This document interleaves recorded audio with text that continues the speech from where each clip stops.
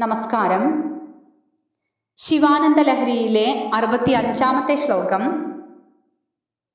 വക്ഷസ്ഥാഠന ശംഖയാ വിചലിതോ വൈവസ്വതോ നിർജ്ജരാഃ കോടീരോജ്വല രത്നദീപകലിക നീരാജനം കുർവതേ ദൃഷ്ട്വാ മുക്തിവധൂസ്തനോതി നിഭൃതാശ്ലേഷം ഭവാനീപദേ യച്ഛേദസ്തവ പാദപത്മഭജനം തസ്യേഹ കിം ദുർലഭം.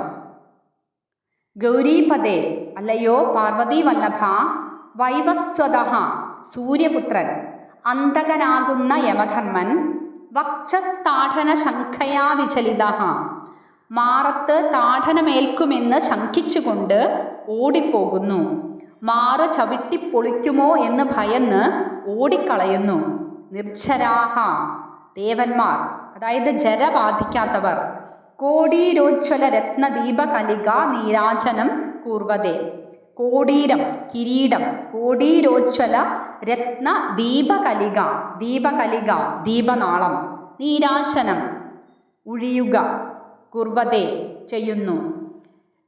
കോടീരോജ്വല രത്നദീപകലിക നീരാജനം കുർവതേ കിരീടങ്ങളിൽ പതിച്ച പ്രകാശമേറിയ രത്നങ്ങളാകുന്ന മണിവിളക്കുകളുടെ നാളങ്ങളാൽ ദീപാരാധന നടത്തുന്നു, നീരാജനം ചെയ്യുന്നു. മുക്തിവധു ദൃഷ്ട്വാ, മുക്തിവധു മോക്ഷമാകുന്ന വധു, ദൃഷ്ട്വാ കണ്ടിട്ട്, ആ മുക്തിയാകുന്ന സുന്ദരി കണ്ടതും, നിഭൃതാശ്ലേഷം തനോതി ഗാഠമായി ആലിംഗനം ചെയ്യുന്നു.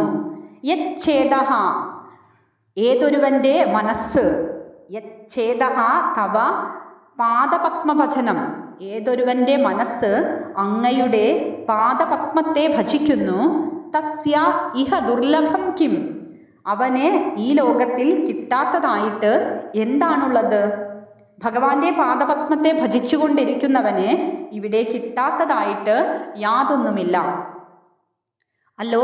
അല്ലയോ ഗൗരീവല്ലഭ, അങ്ങയുടെ പാദപത്മത്തെ ഭജിക്കുന്നവന് ഈ ലോകത്തിൽ ലഭിക്കാത്തതായിട്ട് യാതൊന്നുമില്ല. മാറത്ത് ഭഗവാന്റെ താഠനമേൽക്കുമോ എന്ന് പേടിച്ച് അന്തകൻ ഓടിയൊളിക്കുന്നു. ദേവന്മാർ തങ്ങളുടെ കിരീടങ്ങളിൽ പതിച്ച തിളങ്ങുന്ന രത്നങ്ങളുടെ ശോഭ കൊണ്ട് ഭഗവാനെ നീരാഞ്ജനം ഒഴിയുമ്പോൾ ഭവത് ഭക്തനും അതിൻ്റെ ഫലം അനുഭവിക്കും.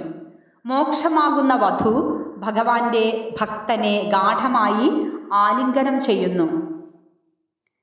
ഒരു ഭക്തന്റെ ശബ്ദകോശത്തിൽ ദുർലഭം, അലഭ്യം എന്നീ പദങ്ങളില്ല. എന്തും ഇവിടെ സുലഭമാണ്.